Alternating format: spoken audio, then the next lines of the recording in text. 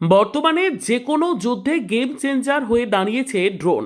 গত বছর অপারেশন সিঁদুর অভিযান পর্বে ড্রোনের কার্যকারিতার প্রমাণ পেয়েছে ভারতীয় সেনা।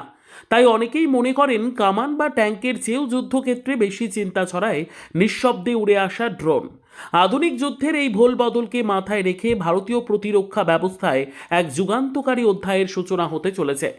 ইসরায়েলি সংস্থা এক্সটেন্ড এবং ভারতের রায়োনিক্স টেকের মধ্যে 103 কোটি টাকার এই যৌথ চুক্তিতে ভারতের আকাশ সীমায় এক অভেদ্য প্রাচীর গড়ার প্রস্তুতি শুরু হয়ে গেল।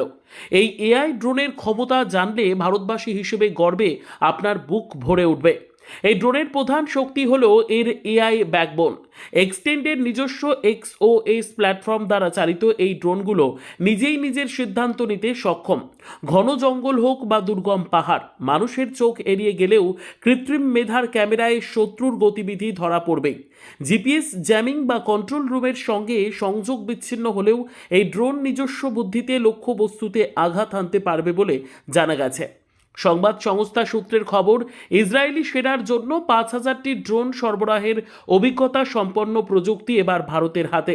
পশ্চিম এশিয়ার সাম্প্রতিক যুদ্ধগুলোতে যে প্রযুক্তি শত্রুর বাংকার তছনছ করে দিয়েছে, সেই একই প্রযুক্তি এবার মেক ইন ইন্ডিয়া প্রকল্পের অধীনে ভারতে তৈরি হবে। এর ফলে ভারতীয় ভূখণ্ড আর প্রতিকূল আবহাওয়ার উপযোগী করেই একে ঢেলে সাজানো হবে। কেন এই ড্রোন শত্রুপক্ষের ঘুম কেড়ে নেবে? বলা হচ্ছে শত্রু শিবিরের চিন্তার কারণ হয়ে দাঁড়াবে এই ড্রোনের বহুমুখী ব্যবহার।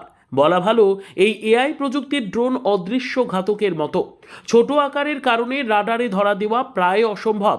নিঃশব্দে ঢুকে সরাসরি শত্রুর ডেরায় সার্জিক্যাল স্ট্রাইক চালাতে এর তুলনা মেলাভার।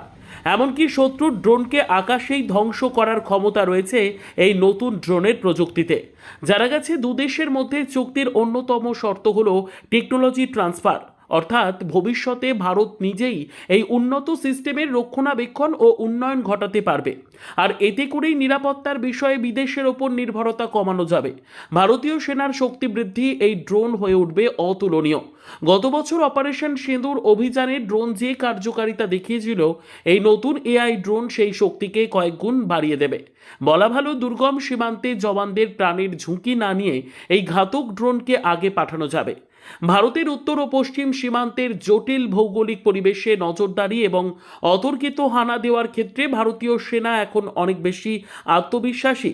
বিশ্লেষকরা বলছেন, ড্রোনের জগতে এই XOS প্ল্যাটফর্ম অন্তর্ভুক্ত হওয়া মানে ভারতীয় সেনার হাতে একটি ডিজিটাল অস্ত্র উঠে আসা, যেখানে মানুষের বদলে লড়বে উন্নত অ্যালগোরিদম। বলা যেতে পারে এই চুক্তি আসলে ভারতের সার্বভৌমত্ব রক্ষার এক আধুনিক guarantee. Bureau report, digital news Bangla.